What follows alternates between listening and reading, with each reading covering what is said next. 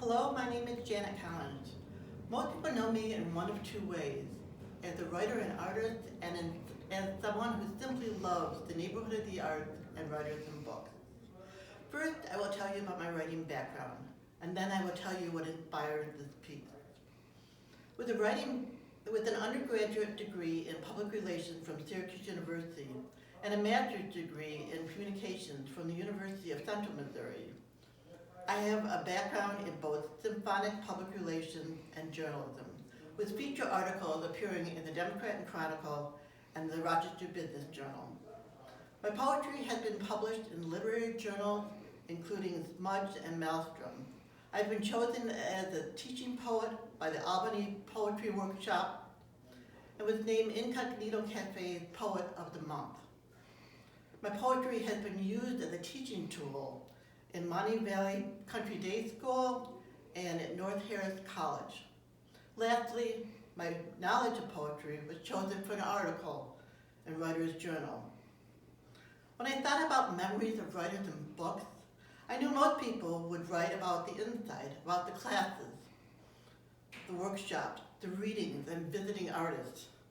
But to me, as someone who has lived down the street from writers and books for more than 20 years, I thought it was important to write about what happened on the outside of writers and books, about its place in the neighborhood, about the beautiful, iconic Claude Bragdon brick building that used to be a police station, and the visual poetry that goes on outside.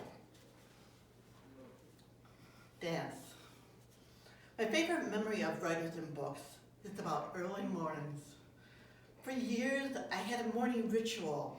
In order to force the night owl out of my system, I would walk to the corner store to get the morning paper.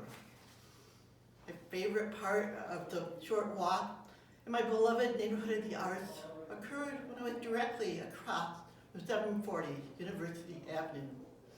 Like clockwork, Joe Flaherty would be there taking out the trash from the night before.